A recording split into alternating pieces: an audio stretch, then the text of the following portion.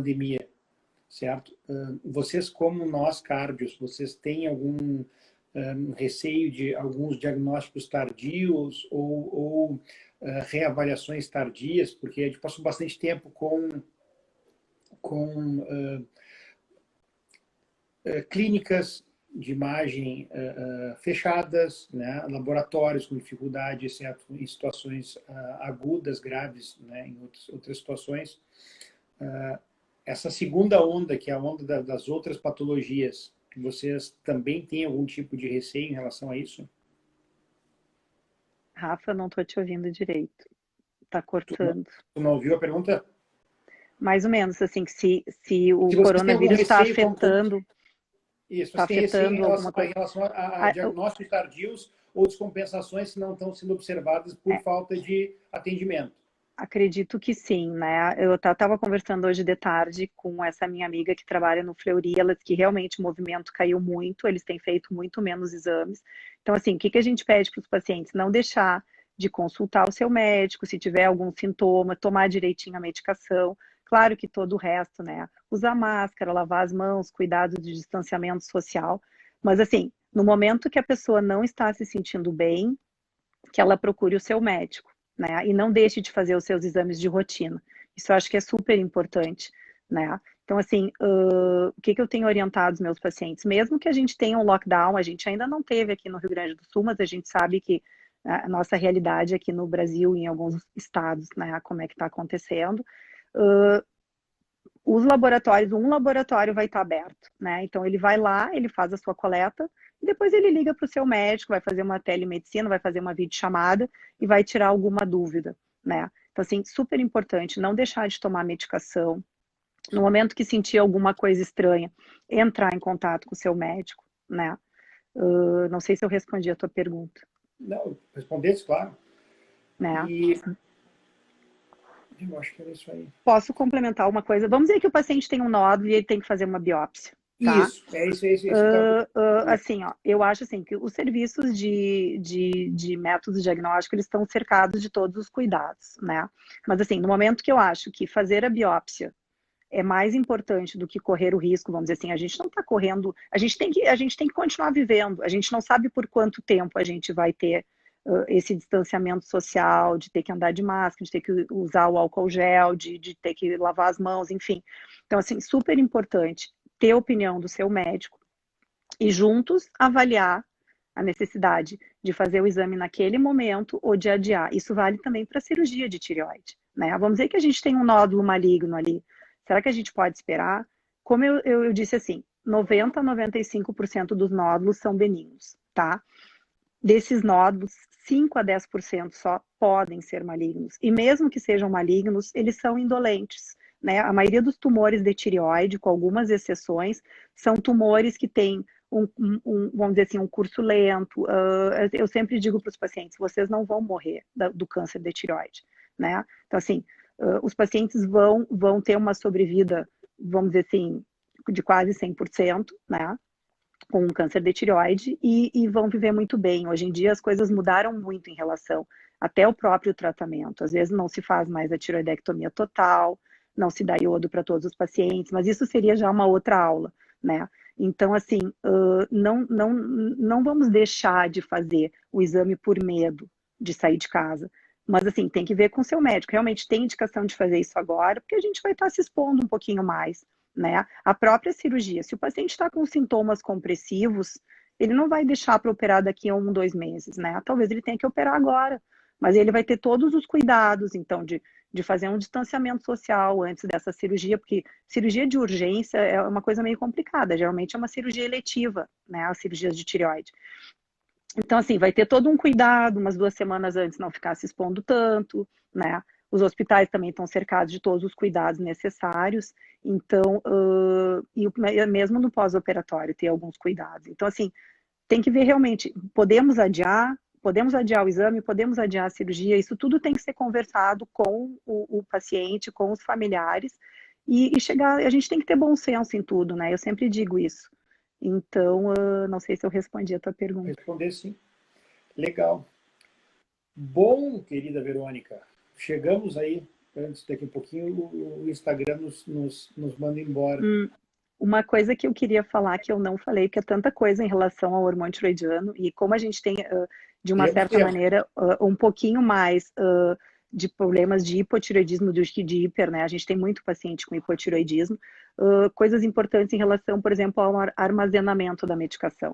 Então, assim, o hormônio é muito sensível à luz, à umidade, ao calor, ao frio. Então, o que a gente pede para os pacientes? Sempre guardar o comprimido dentro da sua caixa original, dentro do blister, só tirar o comprimido na hora de fazer, de realmente tomar a medicação, né? O que às vezes o pessoal faz, principalmente pacientes mais idosos, colocam em piluleiras, né? Ou naqueles dispositivos que tem, assim, de plástico, né? E aí esse remédio pode ficar pegando luz, e isso pode interferir na absorção, né? Ele pode perder um pouco da sua eficácia, né? Então, não guardar os remédios no banheiro. Eu sempre digo, não deixe perto do forninho, nem em lugar muito frio, nem muito úmido, né? Nem muito quente, né? Uma coisa que agora o pessoal não está fazendo muito, mas assim, viajar de avião, eu sempre peço para meus pacientes levarem o hormônio tiroidiano na bagagem de mão, né? Porque assim, o compartimento de bagagem é muito frio. Então, esse medicamento, como qualquer outro, mas principalmente o hormônio tiroidiano, ele pode sofrer com esse frio ali embaixo, né? E aí o remédio pode estragar. E pode se perder também. Imagina tu ir viajar para ficar um mês fora e tu ficar sem a tua medicação. Aí sim tu vai ter um descontrole da tua tireoide. Tu ficar um mês sem... E daqui a pouco tu chega num país onde tu não consegue comprar o remédio ou não tem exatamente o mesmo remédio que tu tomas. E isso é uma coisa importante. Paciente que toma uma marca, por exemplo, de hormônio tiroidiano, o ideal é tomar sempre a mesma marca, porque diz assim, é tudo igual. Mas cada paciente vai absorver de uma maneira diferente, né? Então, assim, a gente tem 5 marcas de hormônio tiroidiano no Brasil, e eu digo sempre para os pacientes, se você começa a usar uma marca, tem que usar sempre a mesma, né? Porque pode ter diferença de absorção de uma marca para outra. Não que uma marca seja necessariamente melhor que a outra, mas assim, a Dona Maria vai absorver melhor uma marca, talvez o seu João absorve melhor a outra, mas tem que usar sempre o mesmo, né? Cuidar para não trocar essa receita na farmácia. As pessoas não sabem, mas, por exemplo, né, o hormônio tireoide a gente faz por microgramas. Exatamente, não pode ser então, manipulado. Assim, tudo o que está em volta daquele comprimido não é remédio. Tudo que só aquelas poucas microgramas que tem ali, né? Então tudo a gente chama de veículo, né? Que é onde o que se usa para o comprimido virar um comprimido, né? Sim. Além do remédio tem que virar um comprimido. E esses veículos são são em situações marca para marca um pouco diferentes. E é exatamente isso que pode fazer a diferença de absorver melhor uma marca em relação a outra. Então, é isso que a Verônica está comentando. É super importante. Acho que o hormônio da tireoide deve ser mais importante até que nas outras, mas existe uma série de remédios. O paciente está tomando um antidepressivo, marca X, daí usa o mesmo sal em outra marca e aí não está diferente. Não, isso é muito importante. A gente não costuma recomendar o hormônio tiroidiano manipulado, apesar da gente saber que algumas farmácias manipulam, como são microgramas, isso foi importante tu dizer, Rafael, porque às vezes é tanta coisa que eu posso me esquecer. Então, assim, isso precisa de uma tecnologia que só a indústria farmacêutica tem. Então, o laboratório de manipulação, ele não tem tecnologia para fazer um comprimido do hormônio tiroidiano, por exemplo, né?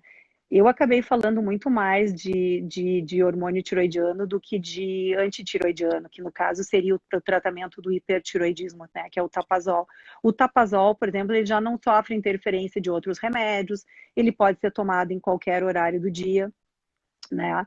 Ele também, então assim, quer dizer, o hormônio que é mais complicado mesmo é o hormônio tiroidiano, né? É a levotiroxina. Tá? Em compensação, a doença mais complicada é o hiper. É o hipertiroidismo, com certeza. E não esquecer, por exemplo... Melhor um remédio mais difícil do que a doença mais difícil. Uma coisa que eu me lembrei, por exemplo, principalmente assim para os cardio, para os geriatras, os pacientes idosos, eles não precisam necessariamente ter todos os sintomas clássicos de hipertiroidismo, né? Às vezes até o paciente idoso pode ter uma coisa que a gente chama de hipertiroidismo apatético, né? Quer dizer, a pessoa fica mais cansada, fica mais parada. É justamente o contrário, não fica aquela pessoa hiperdinâmica, né? Não sei se tu já tinhas ouvido falar do hipertiroidismo apatético. Uhum. Mas assim, ó, Esse negócio de pessoas. tireoide... A Que não, tireoide é o metabolismo do corpo inteiro, né? Então, problema nela é é. problema em tudo, não adianta. A gente poderia ficar a noite inteira falando sobre tireoide e não conseguiria falar tudo que a gente gostaria, né? Mas é uma área muito interessante e que eu gosto muito, né? Isso aí. Deixa eu só fazer um comentário aqui embaixo. Mãe, deixa o Vitola. O que aconteceu com o Vitola? Eu esqueci de avisar o Vitola. Não, o Vitola tá pedindo para te sacanear. Minha mãe tá dizendo para não sacanear. Pode sacanear Mas o sim. que o Vitola quer me sacanear? Eu sacaneio todo mundo. Não esquece de dizer quem é o Vitola, né? Que é o nosso colega de faculdade. Que já foi entrevistado Já aqui. foi entrevistado, exatamente. Agora eu vou querer saber o que ele queria me sacanear. Depois tu liga para ele, não tem como, não Tá. vai Não, porque dizer. sabe que travou aqui, eu não consigo ver nada dos comentários. Eu achei que eu ia poder continuar olhando, mas quando eu entrei ao vivo, não travou. Eu não vejo.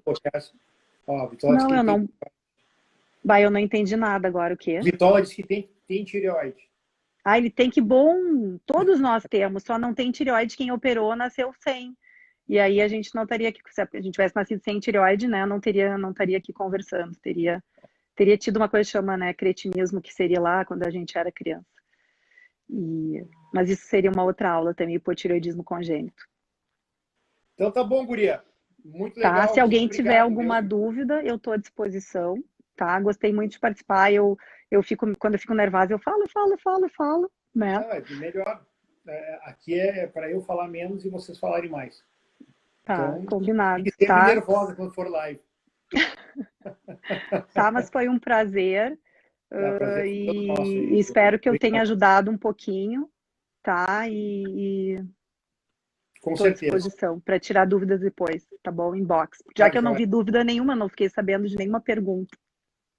Não Não, consegui eu ver nenhum estou explicando tudo comentário. aqui, as pessoas só estão dando parabéns aqui, uma atrás da Tá outra. bom. Eu não consigo ver nada, eu não sei o que eu bloqueei, o que eu fiz, mas tudo bem. Tá? Depois, quando sair o vídeo, depois eu vejo. Tá bom? Então tá jóia. Prazer estar com vocês. Tá? Um Tchau, beijo tchau, grande. Juliana. Obrigado, Tchau, viu? tchau. Bom final de Beijo, semana. beijo para Pessoal, todos. para vocês também, bom final de semana. Tchau, tchau. Obrigada, tchau.